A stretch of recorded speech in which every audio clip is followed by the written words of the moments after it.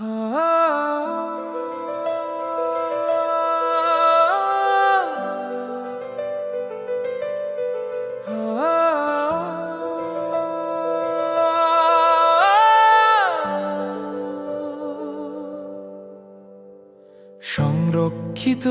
বিধান শৈশবে ভেবেছিলাম নিজের পায়ে দাঁড়াবো আপন শক্তিতে। কঠোর পরিশ্রমে মগ্ন ছিলাম সেই লক্ষ্যকে ছুতে, কিন্তু বারবার বাধা এলো, পথ হারালো মোর তরি। লক্ষ্যের দুয়ার থেকে আমি আজ অনেক দূরে লড়ি। শৈশবে তো জানতাম না ধর্মের সেই গুরুবাণী। আমি কি পাপ করেছি কোনো একই কর্ম ফলের হাতছানি? কষ্ট যখন চেপে ধরে মন খোঁজে কার দোষ, অপবাদ সয়ে বলি আলহামদুলিল্লাহ, মেটে যেন সব রোগ।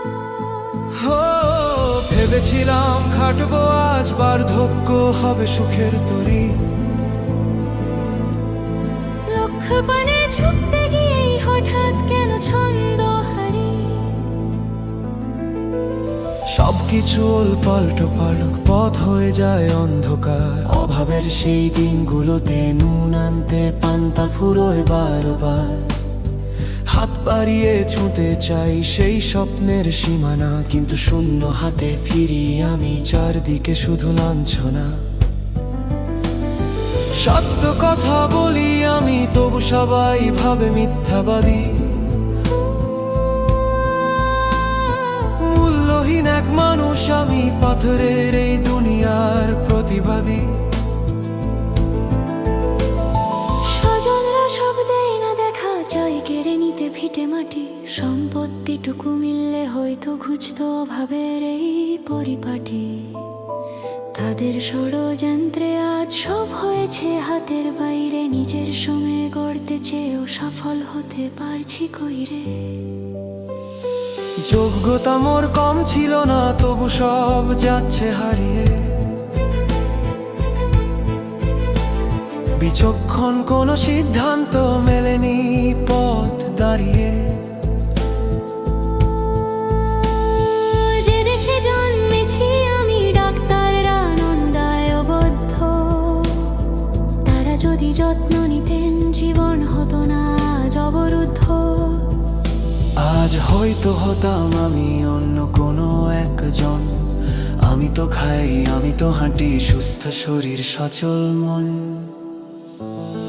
পরিবার ভাবে স্বাভাবিক আমি, সব তো ঠিকই আছে, কিন্তু অন্তরের সেই ক্ষত লুকানো সবার কাছে। কোনো সুবুদ্ধি কাজে আসে না, সব বালির মতো সরে যায়। কষ্ট আমায় ঘিরে ধরে এই জীবনের ক্রান্তি কথায়। তবু এমন শান্ত রাখি মেনে সেই অমোঘ লিপিটি কোরআন বলে। নিশ্চয়ই আল্লাহর বান্দাদের মধ্যে যার জন্য ইচ্ছা রিজিক প্রশস্ত করেন, এবং যার জন্য ইচ্ছা তা সংকুচিত করেন। রিক্ত হাতে দাঁড়িয়ে আছি শান্ত করুণায়, নম্র মনে খুঁজি ঠাঁই শান্তির ছায়ায়। হিংসার যত আধার কালো দিলাম বিসর্জন, মহৎ কাজে বিঁধবে না আর কাঁটার আবরণ। আল্লাহর হাতেই নির্ধারিত মর্তের এই রীতি, এর সাজা পায় না কভু সে তোমারই দান যদি।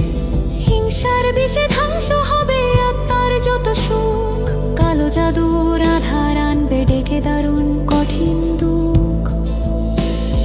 ঘৃণার ছায় আলো খাড়ায় দূরে সরে যায় মন, বিদ্বেষ শুধু বয়ে আনে ঘোর অমঙ্গল সারাক্ষণ।